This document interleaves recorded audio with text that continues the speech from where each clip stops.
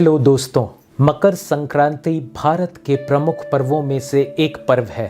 पौष मास में जिस दिन मकर राशि में भगवान सूर्य का प्रवेश होता है उसे मकर संक्रांति के नाम से जाना जाता है। हमारे वेदों में कहा गया है कि जब सूर्य भगवान का एक राशि से दूसरे राशि में प्रवेश होता है तो उसे संक्रांत कहते हैं और इस प्रकार पूरे वर्ष में 12 संक्रांति होती है, जिसमें से मकर संक्रांति प्रमुख है।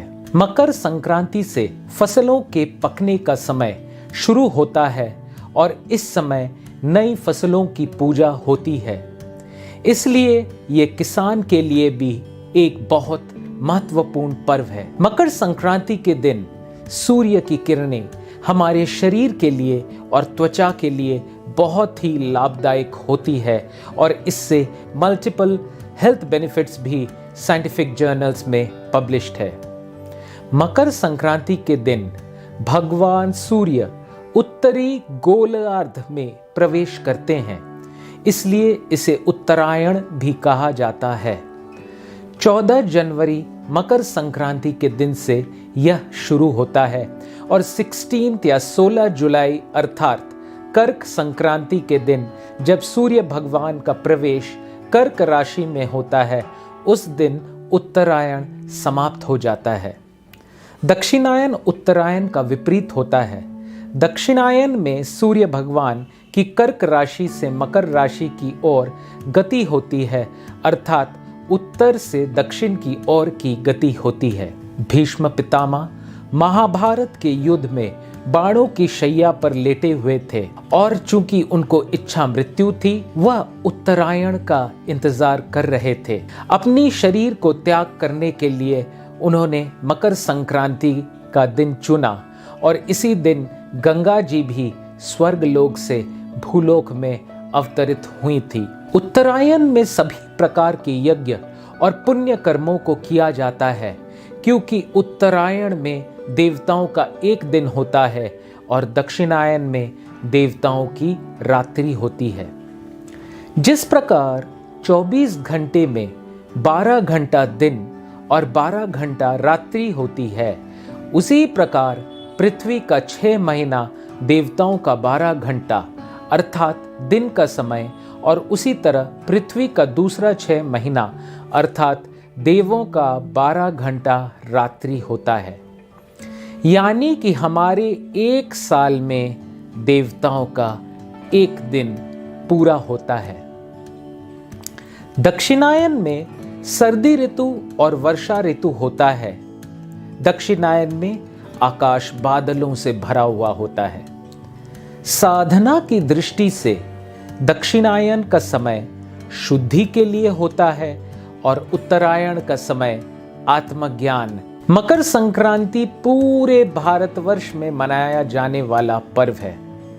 मकर संक्रांति में शीत ऋतु धीरे धीरे समाप्त होने लगती है और ग्रीष्म ऋतु का आगमन होता है। मकर संक्रांति पूरे भारतवर्ष में अलग अलग नाम से जाना जाता है। उत्तर भारत में हिंदू और सिख लोग में लोहड़ी के नाम से मनाते हैं। महाराष्ट्र, गोवा, आंध्र प्रदेश, पश्चिम बंगाल, कर्नाटक और तेलंगाना में लोग इसे मकर संक्रांति और पौष संक्रांति भी कहते हैं। मध्य प्रदेश में तिल संक्रांति के नाम से ये जाना जाता है और असम के लोग इसे बिहू पर्व के रूप में मनाते हैं। पूर्वी उत्तर प्रदेश के लोग इसे खिचड़ी के नाम से भी जानते हैं। गुजरात और राजस्थान में इसे उत्तरायण बोलते हैं और तमिलनाडु में पोंगल के नाम से ये मनाया जाता है। इसी से आपको पता चल जाता होगा कि ये कैसा पर्व है, इस दिन का क्या महत्व है कि पूरे भारत देश में अलग अलग प्रांतों में ये अलग अलग नाम से जाना जाता है। और मकर संक्रांति न केवल भारत में मनाया जाता है बल्कि दुनिया के विभिन्न देशों में भी मनाया जाता है। नेपाल में इसे माघे संक्रांति के रूप में, म्यांमार में थिंगयान के नाम से, कंबोडिया में मोहा सांग्रंकाण के नाम से, थाईलैंड में सोंगक्रांड के नाम से और श्रीलंका में उजावर पोंगल के रूप में मनाया जाता है। जैसे कि हर त्योहार में एक संदेश होता है, चाहे वो दीपावली हो या होली, मकर संक्रांति का संदेश क्या है? दोस्तों ध्यान से सुनिएगा कि मकर शनि देव का राशि है और शनि देव सूर्य देव के कौन हुए? उनके पुत्र हुए। यानी सूर्य भगवान मकर संक्रांति के दिन अपने पुत्र के घर आते हैं। इसी प्रकार मकर संक्रांति का पर्व अतीत की पुरानी कड़वाहट, झगड़ों और अहंकार को पीछे छोड़कर एक दूसरे के प्रति प्रेम और शुभकामना के प्रतीक का पर्व है। अपने संबंधियों से सौहार्दपूर्ण संबंध स्थापित करना, मन में किसी प्रकार का भी कड़वाहट न लाना और द्वेष को समाप्त करना ही यह पर्व का संदेश है। मकर संक्रांति कैसे मनाते हैं? इस पर्व में सूर्य भगवान की पूजा होती है, साथ ही भगवान विष्णु और लक्ष्मी माता की भी पूजा होती है। इस दिन लोग पवित्र नदियों में जैसे गंगा, यमुना, गोदावरी, कृष्ण, कावेरी, नर्मदा आदि पवित्र नदियों में स्नान करते हैं और स्नान के बाद गरीब और असहाय लोगों और जरूरतमंद लोगों को दान करते हैं। लोग इस दिन तिल और गुड़ की मिठाइयां बनाते हैं और किसान अपने अन्न भंडार की पूजा करते हैं और किसान अच्छी फसल के लिए भगवान सूर्य से प्रार्थना करते हैं। मकर संक्रांति के दिन सूर्य मंत्र का जाप करना चाहिए या फिर भगवान विष्णु का कोई मंत्र का जाप करना चाहिए, जैसे विष्णु सहस्त्र नाम या हरे कृष्ण महामंत्र आदि। इस दिन जप, तप, स्नान, श्राद्ध तर्पण तथा धार्मिक क्रियाकलापों का विशेष महत्व है। ऐसी मान्यता है कि इस अवसर पर दिया गया दान 100 गुना बढ़कर पुण्य प्राप्त होता है और इस दिन शुद्ध घी और कंबल का दान मोक्ष की भी प्राप्ति करवाता है। मकर संक्रांति के अवसर पर गंगा स्नान और गंगा तट पर दान को अत्यंत शुभ माना गया है। इस पर्व पर तीर्थराज प्रयाग और गंगा सागर में किए गए स्नान को महास्नान की संज्ञा दी गई है। इस दिन भारत के विभिन्न क्षेत्रों में अलग अलग प्रकार के मेले लगते हैं। भारत में सबसे बड़ा मेला गंगा सागर में लगता है, जो कि पश्चिम बंगाल में है। इस प्रकार दूसरा बड़ा मेला गंगा, यमुना और सरस्वती के संगम त्रिवेणी में, जो कि प्रयागराज में है, वहां लगता है और इस दिन कुंभ स्नान की भी शुरुआत होती है।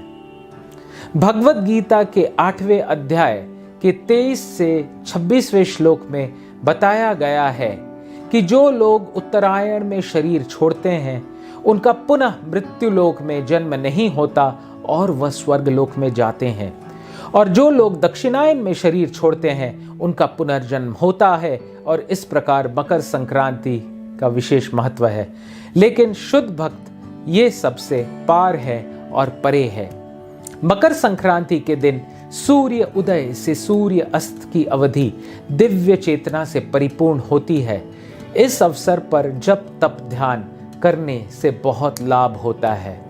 तिल की मिठाइयों का बहुत महत्व होता है क्योंकि तिल सात्विक ऊर्जा से भरी हुई होती है। तिल से बनी मिठाइयों का सेवन करने से व्यक्ति की आंतरिक शुद्धि होती है और साधना में उसका मन लगता है। और इस अवसर पर तिल की मिठाइयों को एक दूसरों को दान दिया जाता है, बांटा जाते हैं, ताकि सात्विकता का आदान प्रदान हो। आयुर्वेद के अनुसार भी तिल की मिठाइयाँ सर्दियों में स्वास्थ्य के लिए बहुत ही लाभदायक है।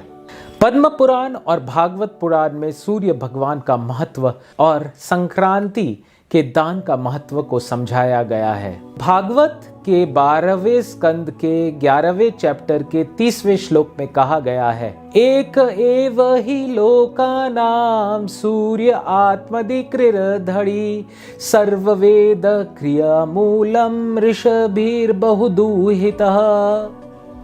भगवान श्री हरि से अभिन्न होने के कारण सूर्यदेव सारे जगत के तथा उनके आदि सृष्टि के केवल आत्मा है। वो वेदों के द्वारा बताए गए समस्त कर्मकांड के उद्यम हैं और वैदिक ऋषियों ने उन्हें तरह तरह का नाम दिया है। एता भागवतो विष्णु आदित्य यस्व विभूतयः स्मरतानां संध्याओ नर्माम हरन्ति आम हो दिने दिने। यानी कि ये सारे पुरुष सूर्य देव के रूप में पूर्ण पुरुषोत्तम भगवान श्री विष्णु के ऐश्वर्यशाली अंश हैं। ये देव उन लोगों के सारे पापों को दूर कर लेते हैं जो प्रत्येक सूर्योदय तथा सूर्यास्त के समय उनका स्मरण करते हैं। पद्म पुराण के अनुसार जो व्यक्ति संध्या काल में सूर्य की उपासना करते हैं वे सारे पापों से मुक्त हो जाते हैं।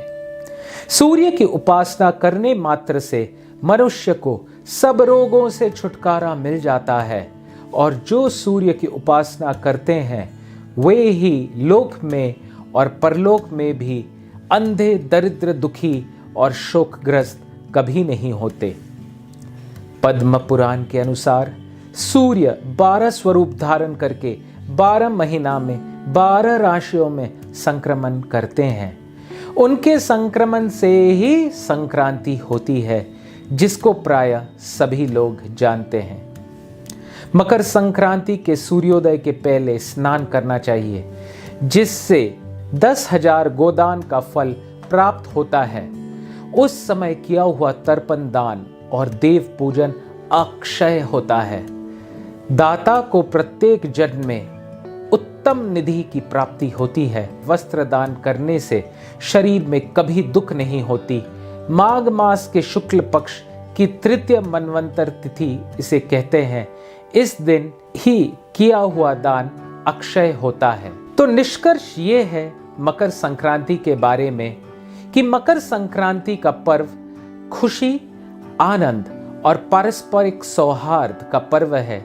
जिस प्रकार तिल और गुड़ मिलकर एक स्वादिष्ट व्यंजन बन जाता है, इसी प्रकार हमें भी दूसरों के साथ सम्मान पूर्वक व्यवहार करना चाहिए, मीठा बोलना चाहिए और शांत रहना चाहिए। यही इस पर्व का दिव्य संदेश है। तो दोस्तों, आज हम लोगों ने मकर संक्रांति का scientific, spiritual, health, physical, emotional, social and overall aspect को डिस्कस किया। मैं आशा करता हूं कि ये वीडियो आपको अच्छा लगा होगा। आपके कमेंट्स कृपया चैट बॉक्स में लिखें और आपको कैसा फील आया, कोई भी क्वेश्चंस हो या कमेंट्स हो तो कृपया फील फ्री कि आप लोग इसे कमेंट बॉक्स में जरूर लिखें। आप सबको बहुत बहुत धन्यवाद।